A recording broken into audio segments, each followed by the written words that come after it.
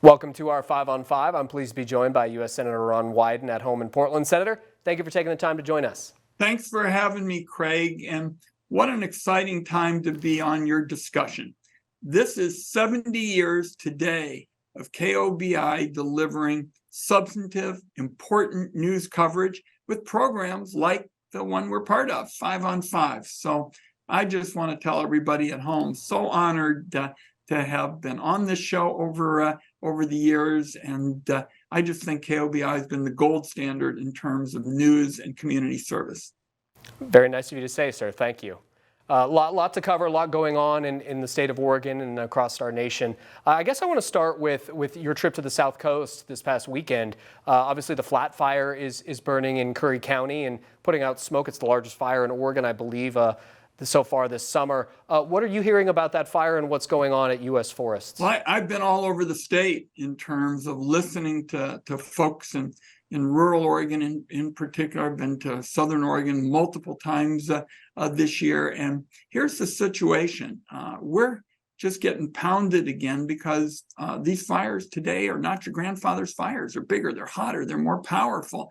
And that fire that's hit Curry County so hard, we've been helping to get resources for the first time.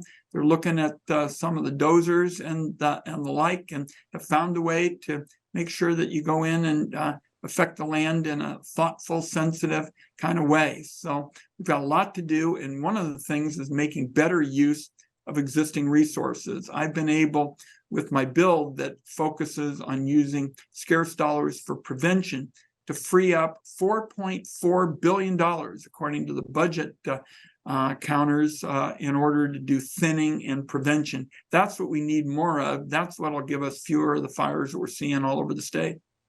In addition to your trip to Curry County, you also held a town hall in Coos County. Thousands of jobs could come to the Coos Bay area if a shipping container terminal does indeed come together. You visited the site, I believe, last week. Where does it stand today? We're continuing to work with the Biden administration. I'll be seeing the president personally early in the fall to stress the importance. This is something that is a winner for the economy, but it's also a winner for the environment. It's going to get some of these diesel trucks off the road. And I think anybody who thinks about climate knows that a big part of the challenge is dealing with transportation and emissions. So this is a big shot in the arm for Oregon, not just in terms of economics and jobs for stevedores and pipe fitters and the like. This is going to be a big environmental winner too. Can you give us any kind of estimate, if indeed it's not hard numbers, but when that would become a reality? Well, we're certainly looking at several years out, but we're focused on things that help now. We dedicated a 100-year-old jetty, and back east, these jetties, people somehow think jetties are just a bunch of rocks in the water, and I keep telling everybody, no, they're for safety, they're for the environment, they're for protecting the community, and what we're talking about, whether it's jetty repair or whether it's this longer-term project, is something that will be good for the economy, good for the environment. Supreme Court Justice Samuel Alito recently pushed back in an interview against a Democratic-led congressional effort to regulate the Supreme Court's ethics rules. What do you think of that? Well, I was pretty stunned that you would have a Supreme Court justice basically sounding like an elected official. I mean, he was giving a political opinion like somebody who had an election certificate. So I think it's always a challenge to have it both ways, is to say we're going to stay out of politics because we're judges, and then to wade in with positions on legislation and activity on Capitol Hill. I continue to believe that there are some important issues for us in the Senate Finance Committee, particularly as it relates to gift laws, because if you have billionaires giving gifts to public officials, that raises some important issues with respect to compliance with the gift tax. We're going to take a quick commercial break, Senator. We'll be right back in just a moment. Stay with us.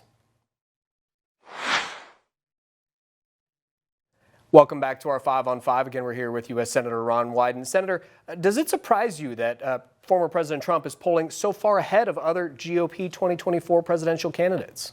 The former president has his base, and the others just aren't very well known. But as these indictments continue to pile up and the prospect of trials and the like, we'll see how that affects Republican primary voters. I can tell you, not all of them have made up their mind based on the kind of input that I get, but it'll be their decision. You and Kentucky Senator Rand Paul reintroduced the Fourth Amendment is Not for Sale Act last week, following the bill's unanimous passage in the House Judiciary Committee. Why is this bill necessary to you? This bill is so important because, government agencies are basically using a credit card to get around your Fourth Amendment rights. Your Fourth Amendment rights mean you got to get a warrant under normal circumstances, but what we've got is the government just hoovering up all kinds of personal data on citizens. And I was really pleased that every Democrat and every Republican on the House Judiciary Committee joined our bipartisan legislation. You've detailed before your concerns about the partnership between the PGA and the Saudis, and now you've introduced a bill to take away the PGA's tax exemptions. Why? The other sports leagues are not getting tax exemptions, and I don't know why you ought to get a tax exemption when you're sports washing. I mean, everybody knows that this is the Saudis trying to, in effect, have people shift their attention away from some of the things that they've done that have been so damaging to Oregon. I start with the tragic death of Fallon Smart, who was killed not far from our house in Southeast Portland, run over by a Saudi national who, right before he was going to trial, was whisked out of the country by the Saudis. And we've actually gotten changes in State Department rules and policies to restrict visas and opportunities for people who have been involved in this kind of thing, to see that justice actually matters here and they just can't skirt out. Well, Senator, on our birthday or anniversary today, it's a pleasure to have you. Thank you so much for taking the time. I wish I was there for the cake. Congratulations to everybody on the KOBI team. Thank you very much. Thank you. We'll be right back.